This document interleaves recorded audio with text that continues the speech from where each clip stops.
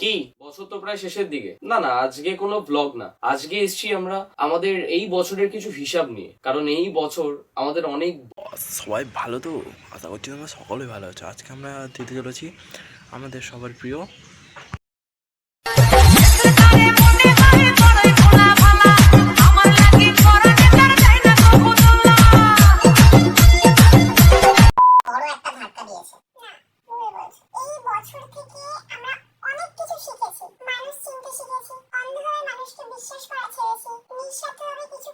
না না মামুনি, আমরা কি তোমাদের মতো মানুষ চিনতে পারি? একমাত্র তোমরাই মানুষ চিনতে পারো, তাই না?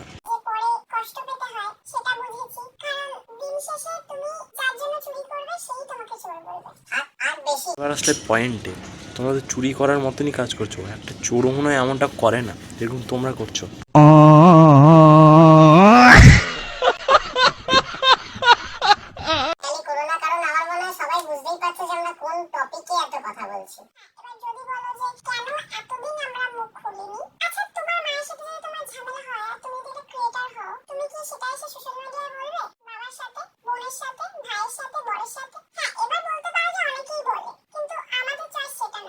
চয়েস যদি সেটা নাই হয়, তাহলে তোমাদের চয়েসটা কি একটু বলবে প্লিজ? कितने तेजस्वी लोग हैं हमारे पास, कितने शानदार विचार रखते हैं।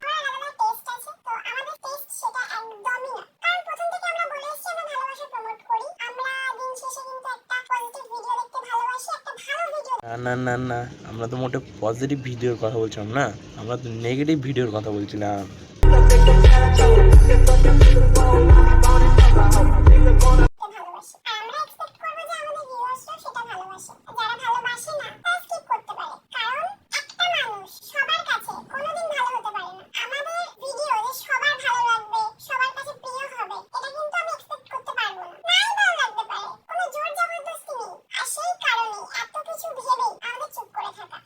তোদের কন্টেন্টটা মোটেও ভালো না।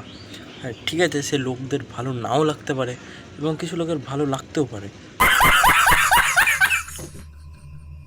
সেই মুহূর্তে পুরো অবাক হয়ে গেছিলাম, কিন্তু আজ আমাদের ভিডিও বানানোর একটাই কারণ, তোমরা আমাদের উপরে বিশ্বাস রেখেছিলে। এক মুখের কথা শুনে তাদের চাপে পা দাওনি। অনেকেই কমেন্ট করছো যে তোমাদের কমেন্ট তো ভরে ভরে করবে মানুষ, কারণ তোমাদের মতো আবাল চোদা লোকজন তো আর কোথাও থাকে না। না क्या बात है सर, क्या बात है सर, क्या बात, ये बात है। এবার আমরা শুনতে চাই যে তোমাদের কি বক্তব্য, কি হয়েছিল না হয়েছিল। তাই ভাবলাম যে না, এই বছরের হিসাব এই বছরই কমপ্লিট করতে হবে। তাই আজকে বেশি কথা বলবো না, যতটুকু বলবো উইথ লজিক, উইথ প্রুফ। আমরা সুপ্রিয়দা ভিডিওটা দেখলাম, দেখার পরে একটা জিনিস দেখে আমাদের খুব ভালো লাগলো। না না না, আমরা তো লজিক ছাড়া কথা বলি না, এবং আমাদের যদি প্রমাণ দিতে হয় সেটা আমরা আদালতে গিয়ে দিব। তোদের মতো তো কন্টেন্ট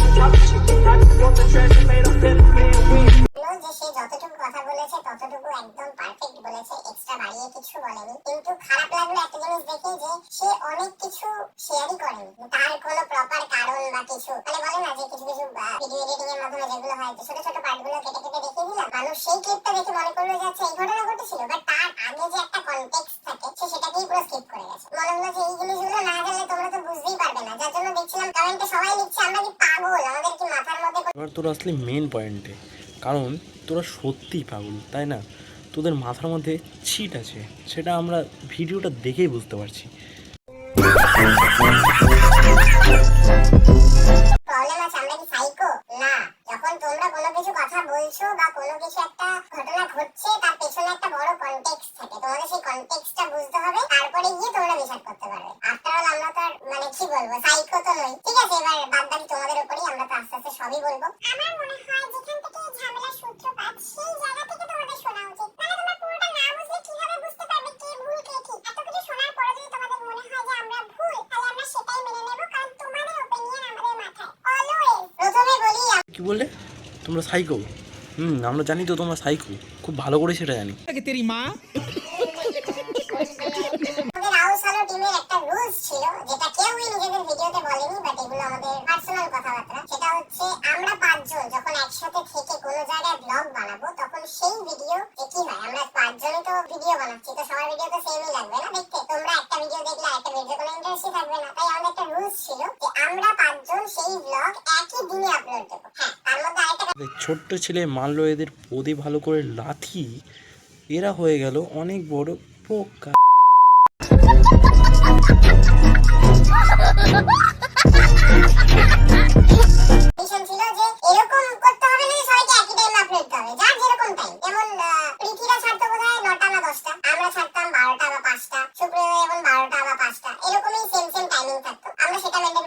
করতাম। যদি এর মধ্যে কারো এডিটিং না হয় তাহলে আমরা আমাদের কথাবার্তা ছিল যে আমরা কম্প্রোমাইজ করব, কেউ ভিডিওর জন্য তাড়াহুড়ো করব না। সেটা হয়, দেখো একটা কথা হয়তো শুনতে খারাপ লাগে যে একটা ভিডিওর জন্য এত কিছু, সেটাই যদি ব্যাপার হতো তাহলে ছোট ছেলে তোমাদের এইভাবে অন্তত শাসা হতো না, তাই না?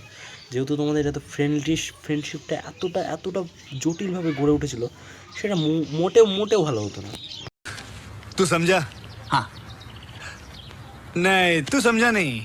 এটাই বাস্তব। যখন তোমরা সবাই মিলে কোনো একটা কাজ করবে, সেই কাজটা প্রপার ভাবে করতে গেলে বা সবার ইন্টারেস্ট যাতে সেখানে আসে, তার জন্য এই রুলটা আমার মনে হয় পারফেক্ট ছিল। এমনও কথা ছিল যদি কারোর ব্র্যান্ড আসে, ব্র্যান্ড থাকলে তোমরা খুব ভালো করে জানো বা যারা জানো না তাদেরকে জানিয়ে রাখি, তারা খুব একটা টাইমলাইনের মধ্যে ভিডিও দেওয়ার জন্য পুশ করে যে আজকে ভিডিও লাইভ হতে হবে বা কালকে ভিডিও লাইভ করতে হবে। তো আমাদের কাছে ভিডিও না থাকলে করি যে সেই দিনের ভিডিওটা আমরা আপলোড করি। সেরকমই যদি ব্র্যান্ডের পুশ থাকে, আমরা সবাইকে পারমিশন দেবো যে হ্যাঁ তোরা আমাদের আগে সেই ভিডিওটা আপলোড দিতে পারিস। সেটা ছিল আমাদের মধ্যে রুলস। ওরা একদম ঠিক বলছে, আমাদের গ্রুপটা না ভীষণই পিওর ছিল, বিশ্বাস করো না। সেটা তো আমরা দেখতে পাচ্ছি কতটা পিওর ছিল তোমাদের গ্রুপটা।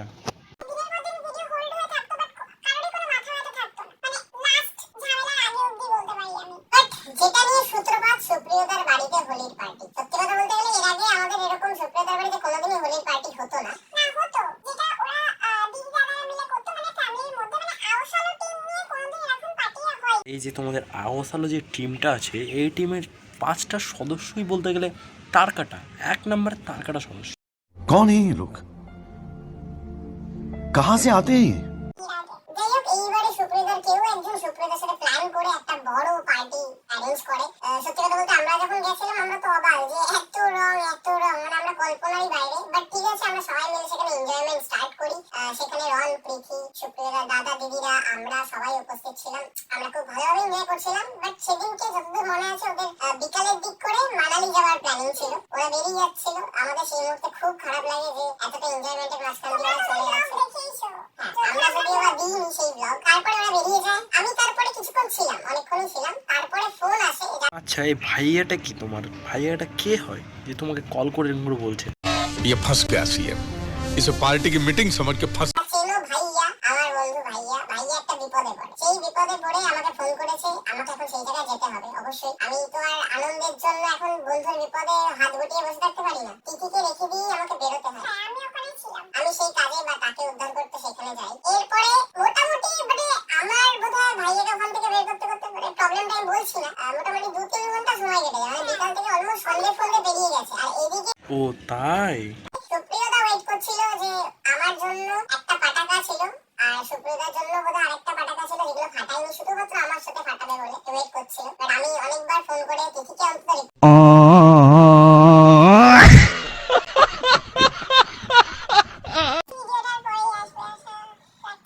দিন বেদিন যত ধোকা খাই তত নতুন কিছু শিখি। অনেক নতুন কিছু শিখতে পেরেছি। কিছুটা হলেও তো শিক্ষা পেয়েছে এই আবালগুলো।